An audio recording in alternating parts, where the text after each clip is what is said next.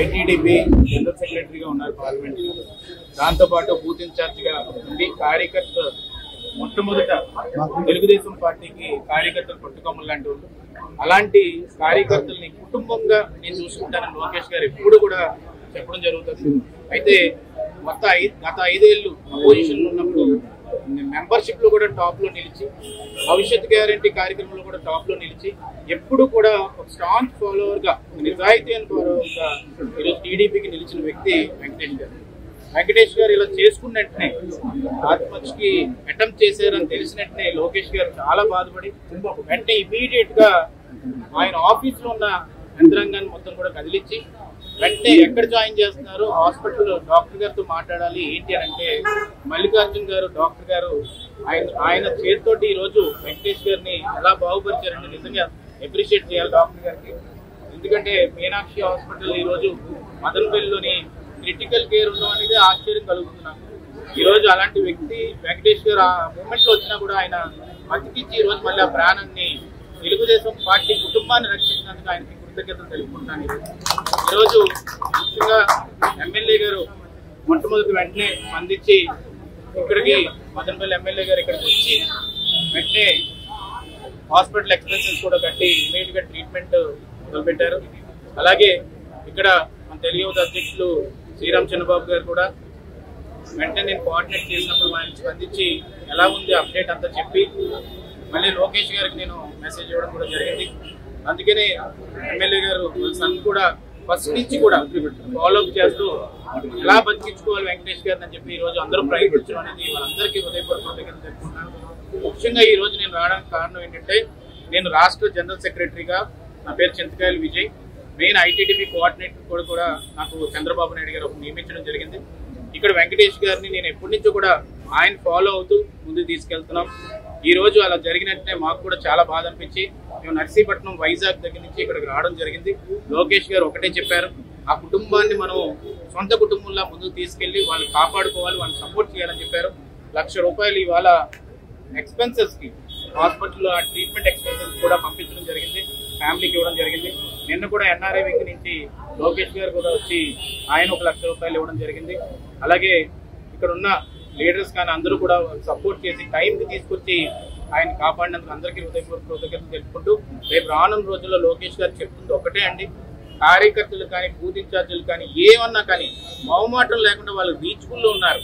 ఆయన WhatsApp message ప్రతిదానికి reply చేస్తారు. ఉదయం 5 గంటలకి అందరికీ కూడా రిప్లై చేస్తారు. కోవిడ్ టైంలో హెల్ప్ హోప్ సైకిల్ అని చెప్పి ఒక కార్యక్రమాన్ని పెట్టి ప్రతి ఒక్క ఇంటికి కార్యకర్తకి ఎవరికైనా ఇబ్బంది అయితే మందులు పంపించారు భువనేశ్వర్ గారు. ఆ రోజు ఈ కుటుంబం చంద్రబాబు నాయుడు గారు, భువనేశ్వర్ గారు, లోకేష్ గారు కానీ ఎప్పుడు కార్యకర్తలు బాగు కోసం అని ఆలోచించి ముందుకు తీసుకెళ్లే కుటుంబం అది. అందుకే నేను కార్యకర్తలందరినీ రిక్వెస్ట్ చేస్తుంది అంటే లోకేష్ గారు ఒకటే చెప్తుంది, మీకు ఏమన్నా సమస్య ఉంటే ఒక మెసేజ్ కొట్టండి, కానీ ఏదన్నా ఇలాంటి ఆలోచనలు మానేసేయండి. మన ప్రభుత్వం ఉంది, పార్టీ స్ట్రక్చర్ ఉంది, యంత్రాంగం ఉంది. ఏ సమస్య ఉన్నా కూడా లీడర్షిప్ చెప్పుకుంటే సాల్వ్ చేసే శక్తి, సత్తా, కేడరు, కుటుంబం మంది. ఈ రోజు టీడీపీ పసుపు కుటుంబం మంది. ఇక్కడ కులాలకు అతీతంగా, మతాలకు అతీతంగా, ప్రాంతాలకు అతీతంగా అందరూ కూడా పోరాడుకుంటూ ముందుకెళ్లి ఈ రోజు సాధించింది ఈ జెండాని. అందుకు మీ అందరూ కూడా శనకి ఆవేశంతో ఏ నిర్ణయం తీసుకోవద్దు. ఒకటే గుర్తుపెట్టుకోవాలి, మనకు అండగా లోకేష్ గారు, చంద్రబాబు నాయుడు గారు, భువనేశ్వర్ గారు ఉన్నారు. వాళ్ళని మనం ముందుకు తీసుకెళ్లవలసిన అవసరం ఎంతైనా ఉంది. ఆ జెండాను కాపాడుకున్నాం కాబట్టి ఈ రోజు మిమ్మల్ని కాపాడుకోవాల్సిన అవసరం లోకేష్ గారు ఉంది కాబట్టి ఈ రోజు మీ అందరం కూడా ఇక్కడ రావడం జరిగింది. రేపు రానున్న రోజుల్లో ఆ 3 పిల్లలను కూడా ఎన్టీఆర్ ట్రస్ట్ తరఫు నుంచి కూడా లోకేష్ గారు సపోర్ట్ చేసి ముందుకు తీసుకెళ్తారు. అలాగే ఉపాధి కల్పించి వైఫ్ కానీ అన్ని విధాలుగా కూడా ఆదుకొని ఆ కుటుంబాన్ని అండగా ఉండే బాధ్యత మేము తీసుకుంటామని చెప్పి సందర్భంగా సవినీయంగా మనం చేసుకుంటూ మీనాక్షి హాస్పిటల్ వారికి కానీ మల్లికార్జున్ గారు కానీ ముందుగా నేను కృతజ్ఞతలు తెలుపుకుంటూ సెలవు తీసుకుంటున్నాను.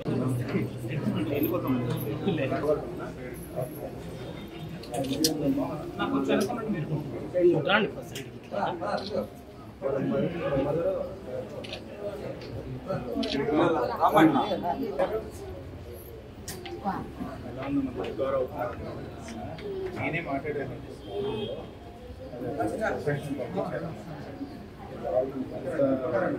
కష్టపడేది నేను దూరం అందరూ అభిమానం చూపెట్టుకుంటాను. 50% చూసుకుంటాను. ఒకటి ఏంటంటే పిల్లలు ఉన్నారు కాబట్టి నన్ను లేసేకి నేనే పైకి మళ్ళీ తనతో మాట్లాడాలి.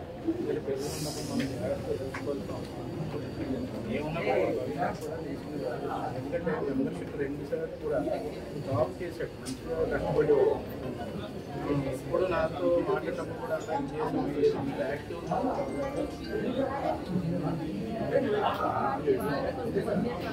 లేదమ్మా.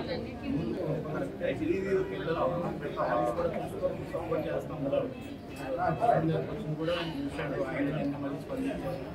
నాతో ఏమన్నా ఒకటి వెళ్ళి ముందు మన కుటుంబం అది మనం ధైర్యంగా నిలబడాలని అందుకనే భవిష్యత్తు మనం కాపాడుకోండి.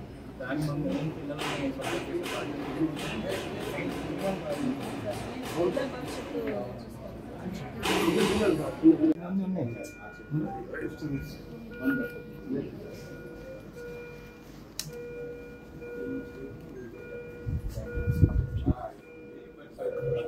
Confusion.